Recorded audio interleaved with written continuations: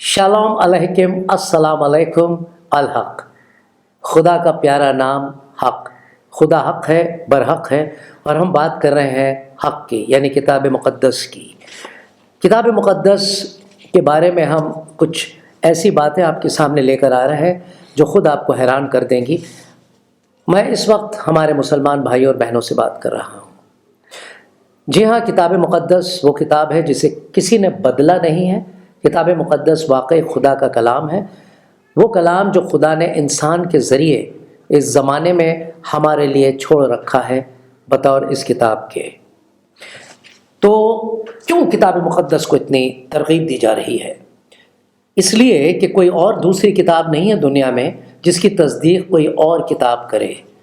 آپ جس کتاب پر ایمان رکھتے ہیں وہ کتاب ہے قرآن مجید، اور قرآن مجید خود کتاب مقدس کی پوری طرح سے سفارش کرتی ہے، پیروی کرتی ہے، اور کہتی ہے کہ آپ کو پڑھنا چاہیے، اس میں روشنی ہے، اس میں حکمت ہے، نور ہے، ہدایت ہے، راستہ ہے، سب کچھ ہے اس میں جو آپ کو چاہیے، انسان کو چاہیے ایک اچھی زندگی جینے کے واسطے اور خدا کے قریب آنے کے واسطے۔ جی ہاں، تو میں چاہوں گا کہ کوئی ایک ایسی کہانی کتاب مقدس کی ہے جو کہ قرآن مجید میں بھی آپ پڑھ سکتے ہیں، پا سکتے ہیں، تو ذرا اس کہانی کے اوپر کچھ روشنی ڈالیں تاکہ ہم دونوں کا مطالعہ کریں۔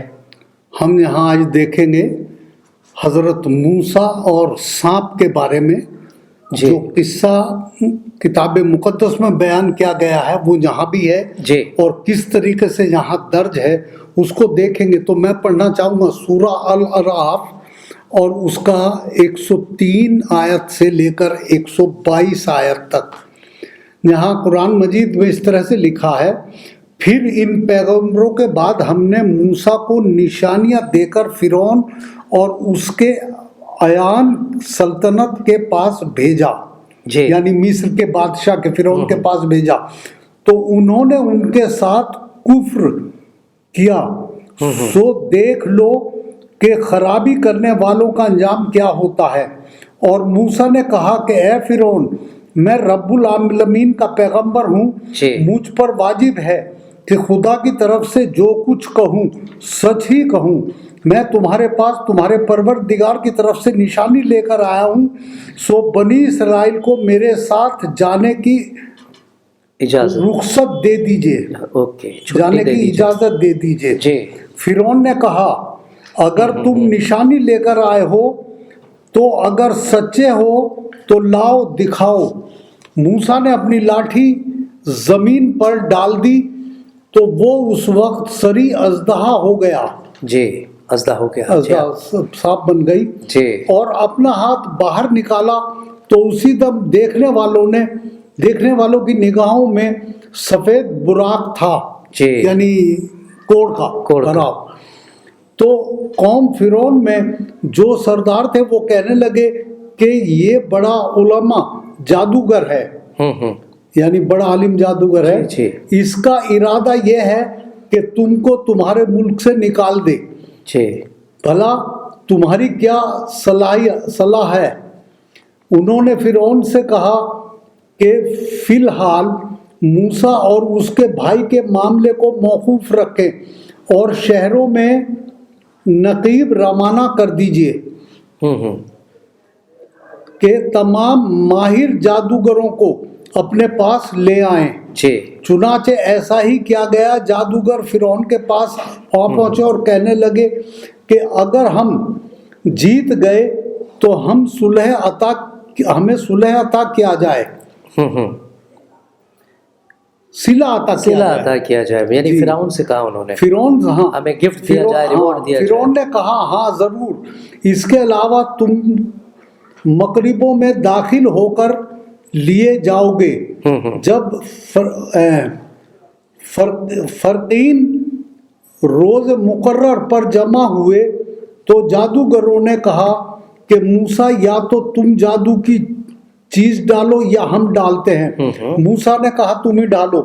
جب انہوں نے جادو کی چیز ڈالی تو لوگوں کی آنکھوں پر جادو کر دیا، یعنی نظر بند کر دی، اور لاٹھیوں اور رسیوں کے سانپ بنا کر انہیں ڈرایا اور بہت بڑا جادو دکھایا، اور اس وقت ہم نے موسیٰ کی طرف وحی بھیجی کہ تم بھی اپنی لاٹھی ڈالو، اور وہ فوراً سانپ بن کر جادوگر کے بنائے ہوئے سانپوں کو ایک ایک کر کے نکل جائے گی۔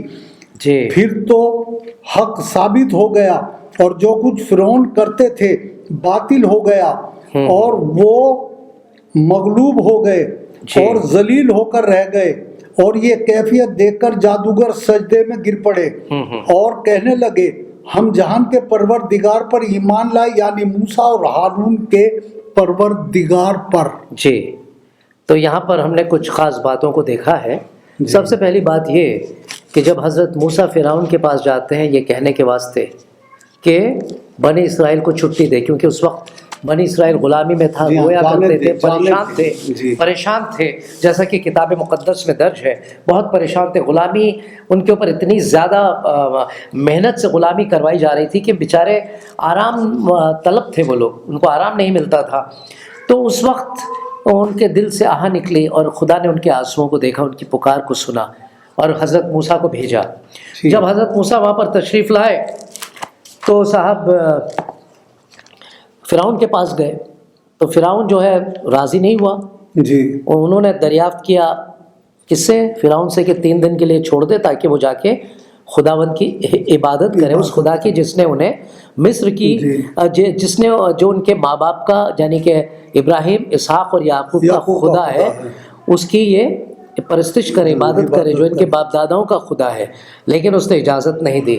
تو یہ پورا جو قصہ ہے وہ ہم دیکھتے ہیں اپنے پیدائش کی کتاب، اپنے خروج کی کتاب میں، خروج کی کتاب کا ہم 5واں باب دیکھتے ہیں۔ 5 سے شروع ہوتا ہے، یہ 7 تک یہ سلسلہ، 7 سے 8 تک یہ سلسلہ جاری ہے۔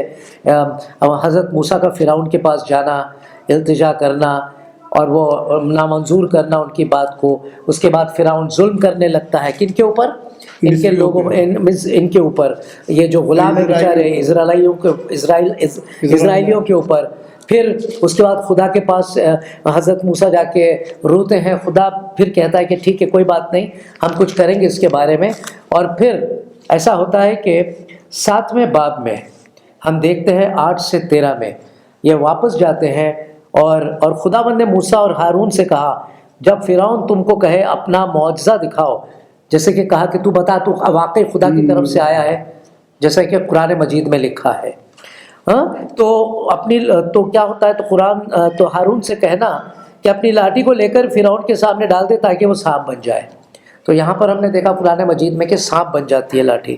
اور موسیٰ اور ہارون پھر فرعون کے پاس گئے، اور انہوں نے خداوند کے حکم کے مطابق کیا، اور ہارون نے ان کی اپنی لاٹھی فرعون اور اس کے خادموں کے سامنے ڈال دی، اور وہ سانپ بن گئی۔ تب فرعون نے بھی دانا اور جادوگروں کو بلایا، جیسے کہ جی، اور مصر کے جادوگروں نے بھی اپنے جادو سے ایسا ہی کیا، کیونکہ انہوں نے بھی اپنی اپنی لاٹھی سامنے ڈالی اور سانپ بن گئی۔ لیکن ہارون کی لاٹھی ان کے لاٹھیوں کو نگل گئی، اور فرعون کا دل سخت ہو گیا، اور جیسا خداوند نے کہہ دیا تھا اس نے ان کی نہ سنی۔ کس نے؟ فرعون نے تو بھی نہیں سنی۔ فرعون کا پتھر جیسا دل رہا، حالانکہ دوسرے لوگ پسیج گئے، دوسرے لوگ گھبرا گئے، ڈر گئے، لیکن جہاں تک کہ فرعون کا تعلق تھا وہ جیسا کا تیسا ہی رہا۔ تو یہاں پر ہم کیا دیکھتے ہیں؟ کہ یکسانیت دیکھتے ہیں۔ ہم یہ دیکھتے ہیں کہ کس طرح سے کتاب مقدس میں جو کہانی ہے، جو تفصیل سے بیان کی گئی ہے۔ میں نے تو چند آیات ہی آپ کے سامنے پیش کی تھی، آپ کی نظر کی تھی۔ میں چاہتا ہوں کہ آپ کتاب مقدس کو خود منگوائیں اور پڑھیں۔ جب آپ پڑھیں گے تو آپ کی سمجھ میں آئے گا۔ بڑی دلچسپ کتاب ہے اور نور سے بھری ہوئی ہے، اور ساتھ میں آپ قرآن بھی رکھیں، قرآن کا بھی مطالعہ کرتے جائیں۔ ہم نے آپ کو وہ حوالے جات دے دیے ہیں دونوں کے، اس پروگرام کے ذریعے ان حوالوں کو آپ لکھ سکتے ہیں اور آپ خود ہی مطالعہ کر سکتے ہیں، آپ کے لیے آسانی ہو جائے گی۔ تو عزیزوں، ہم آپ سے اجازت چاہتے ہیں، اگر آپ کچھ اور کہنا چاہتے ہیں تو ضرور فرمائیے کچھ۔ جی ہاں، دیکھیے، جو جادو ہے، جادو جب بھی کیا جاتا ہے وہ کسی کو نقصان پہنچانے کے لیے کیا جاتا ہے، یا ڈرانے کے لیے یا دھمکانے کے لیے کیا جاتا ہے۔ لیکن جو خدا کی طرف سے معجزہ ہوتا ہے وہ خدا کی حمد و تعریف حمد و ستائش کے لیے ہوتا ہے اور لوگوں کے ایمان کو مضبوط کرنے کے لیے ہوتا ہے. جی ہاں فرق یہ ہوتا ہے معجزوں میں. جادو کے معجزے، جادو تو آج کل بھی بہت کچھ دکھاتے ہیں کیونکہ وہ نظر باندھتے ہیں اور وہ جو چیز چاہتے ہیں وہی دکھائی دینے لگتی ہے اور بعد میں پھر وہ اس کو ہٹا بھی دیتے ہیں. تو اس لیے ہمیں خدا پر ایمان لانا ہے، اس کے معجزوں پر ایمان لانا ہے. خداوند یسوع مسیح نے اپنی زندگی میں بہت سے معجزے دکھائے تاکہ لوگ ان پر ایمان لائے اور انہیں ثابت کیا. تو ہم کتاب مقدس کو پڑھیں، اسے سمجھیں اور اس پر عمل کریں. خدا ہمیں برکت دے. آمین. اور یہ کتاب نبوتوں کی کتاب ہے، تواریخ کی کتاب ہے، حکمت کی کتاب ہے، پیشن گوئیوں کی بھی کتاب ہے اور ساتھ ہی ساتھ معجزات کی کتاب ہے. جی بہت بہت شکریہ آپ لوگوں کا. اور اب اس پروگرام کو ہم یہیں ختم کرتے ہیں. اگلے ایپیسوڈ میں پھر ملاقات ہوگی. تب تک کے لیے خدا حافظ. خدا حافظ.